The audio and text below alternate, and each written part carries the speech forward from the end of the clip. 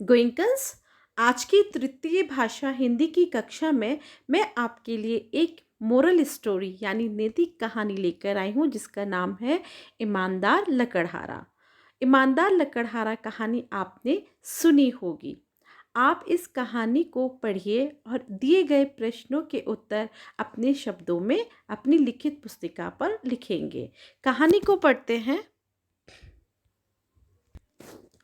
रामू एक ईमानदार लकड़हारा था। एक दिन पेड़ की एक शाखा काटते काटते उसकी कुल्हाड़ी अचानक नदी में गिर गई। नदी के किनारे खड़ा होकर वह फूट फूट कर रोने लगा। जल्दी ही एक परी नदी में प्रकट हुई और उन्होंने पहले उसे सोने की कुल्हाड़ी और बाद में चांदी की कुल्हाड़ी देने को कहा।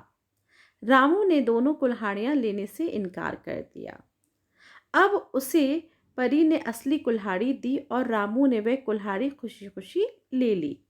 उसकी ईमानदारी से खुश होकर उस परी ने उसकी कुल्हाड़ी के साथ बाकी दोनों कुल्हाड़ियां भी दे दी। उसने ये सारी घटना अपने पड़ोसियों को बताई। उनमें से एक के मन में लालच आ गया। वह भी नदी के पास गया तथा उसने अपनी कुल्हाड़ी नदी में फेंक दी और रोने का नाटक करने लगा।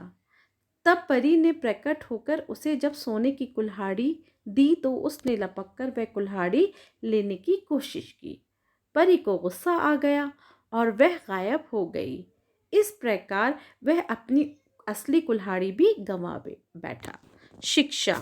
बच्चों, भगवान हमेशा ईमानदार लोगों को ही पसंद करते हैं तथा उनकी ही मदद करते हैं। लालच करना बुरी बला है। लालच करने से हमेशा इंसान नुकसान में ही रहता है। हमें कभी लालची नहीं बनना चाहिए। तो इस कहानी से बच्चों आपको क्या शिक्षा मिली?